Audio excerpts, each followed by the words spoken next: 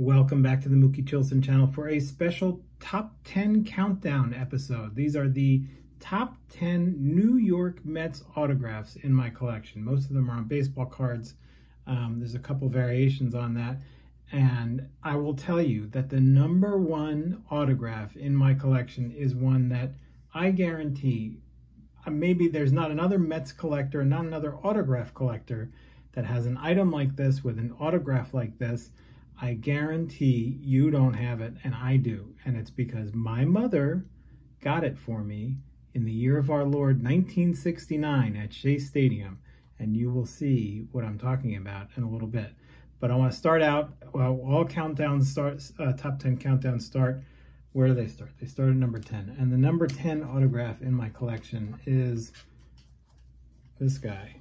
This is the namesake of the channel here, Mookie Wilson. This is the 1986 Mets Leaders card, Mookie Wilson, in his beautiful Ray-Ban sunglasses, it looks like there, in the sort of white vignette imagery of the 1986 top set. He was absolutely a leader of the Mets. He's one of my favorites because he was a Met before the Mets were cool in the 80s. Mookie was there for the bad 80s with the Mets, and he always gutted it out, always was there hustling his butt off. Every game, every play, every inning, every out. I love Mookie Wilson, not just for his championship season with the Mets. And again, he had the single greatest at-bat maybe in World Series history as far as I'm concerned. Kirk Gibson may disagree, but his at-bat against Bob Stanley was just a masterclass in working the count, staying in there, hanging in there, and keeping yourself alive, which he kept the Mets alive and then helped the Mets thrive. So Mookie Wilson is number 10. Number 9 on the countdown, you may recognize, this is Kelvin Chapman, who I got in an earlier video. This is one of the single hardest cards I've ever had to try and recover. You see it's got a nice big fold in it. That's okay. Kelvin Chapman, just an impossible card. Not an 86 champion, but they made an 86 card of him. He's part of my 86 master class set of 86 Mets autographs. I'm going to go current Mets for my number 8 pick. And this is Brandon Nimmo. Brandon Nimmo in an away game. Brandon Nimmo is now officially a forever Met. I love Brandon Nimmo. He's a kid from Wyoming who did not play high school baseball because his high school didn't have a baseball team. He was drafted number 1 by the Mets and probably out as an 18-year-old and rose up through the system and just signed a big contract with the Mets. Here he is in an on-deck circle in Pittsburgh in that beautiful skyline, this sort of beautiful white puffy cumulus clouds that Bob Murphy may have described. Not the best autograph in the world, but the picture is so amazing, and the autograph fits very nicely there. So Brandon Nimmo is on the list. Where am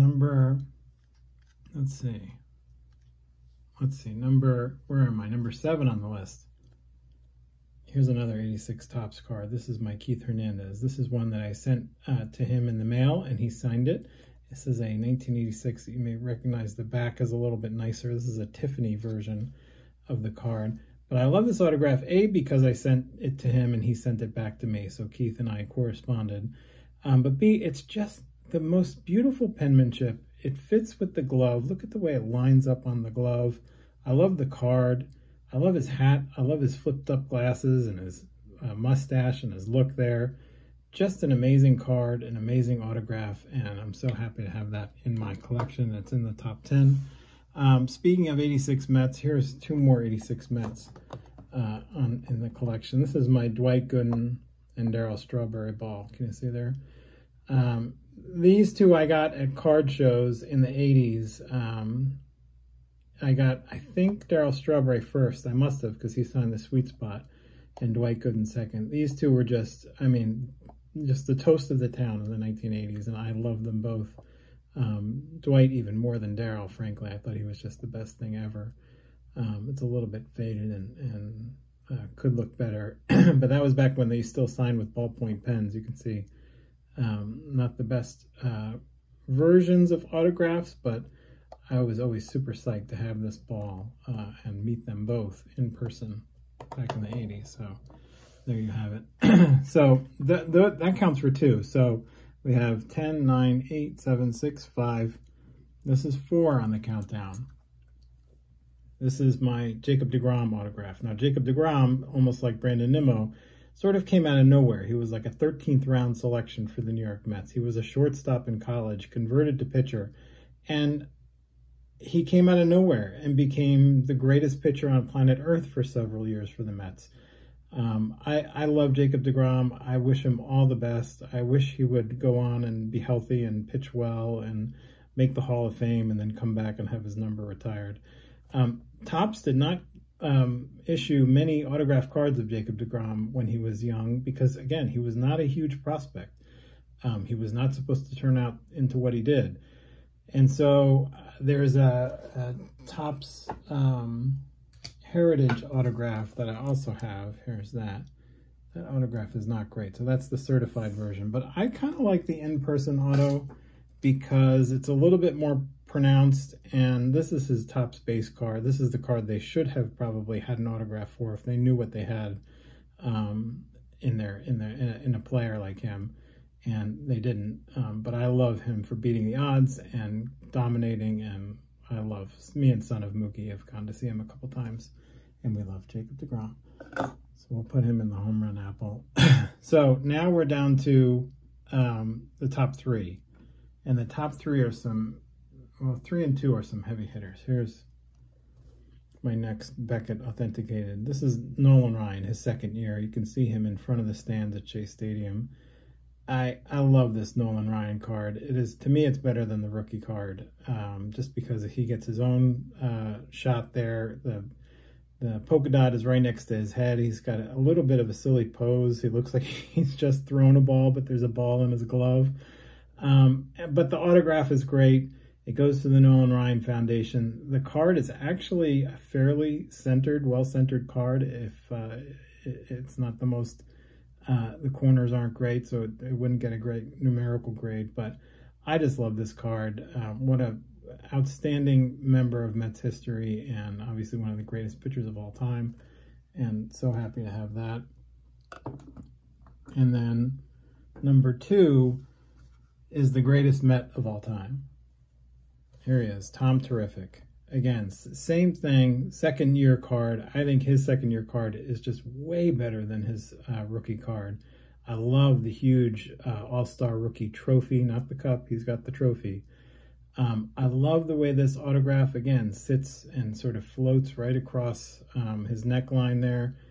Tom is just the greatest Met of all time. He and Gil Hodges turned them from lovable losers to world champions. And it's such a shame that he left the way he did, but he tried to come back and he came back. Now we have the statue out there. Unfortunately, he's gone. But just a beautiful autograph on a beautiful card, and that's number 2 in my all-time Mets card autograph list. And for number 1, again, I teased this one. I'm going to move everything here because I have to. Number 1 is not a baseball card. It is something that was given to me by my mother, who acquired it in 1969 at Shea Stadium. And I'm going to show it to you right now. I'll lay it right here. This is a sing-along book. New York Mets sing-along book. This is the first edition, Sports Music, Inc., New York. You can see first edition. My mother, who is a wayward nun, left the nunnery and came to work in the real world. Her first job in the real world was at the Muzak Corporation. If you know Muzak, they created elevator music, all of that, like, you know, covers of contemporary music in the organ sound that you would hear in elevators going up and down in Manhattan skyscrapers. My mother worked for that company, and in working for that company, she made a friend at that company, a woman whose name is Jane Jarvis. And Jane Jarvis was not only a big deal at the Muzak company because she wrote and played a lot of the Muzak music. Jane Jarvis was the original organist for the New York Mets. In the year 1964, when the Mets came to Shea Stadium, they hired Jane Jarvis to play the organ. And that meant take me out to the ball game. That meant meet the Mets. That meant anything you heard in the stadium on the organ, it was Jane Jarvis. And my mother, in her capacity as Jane Jarvis's friend, would go and sit with Jane Jarvis in the organist booth at Shea Stadium and listen to the music and watch the games. And so my mother has told me this story about Jane Jarvis in her time. And I said, Mom, when did you hang out with Jane Jarvis? And she said, oh, like around 1969. And I said, do you realize that's the year that the Mets won the World Series? And she said, yeah, no, I know. I said, so you were there for when Nolan Ryan and Tom Seaver and Tommy Agee and Ed Kranepool and Ron Swoboda and Gil Hodges and all these players were like in their highlight, the greatest sort of coming of age of the New York Mets. You were there. Yeah, I was there. And she said, and she gave me this book. She said this was a book that Jane Jarvis gave her, Mets sing-alongs. And it's not signed by any Mets. In fact, it is signed to my wonderful friend Kathleen Duke with love, Jane Jarvis. So, can you see it there? So, the #1 autograph, New York Mets autograph in my collection is from my mother,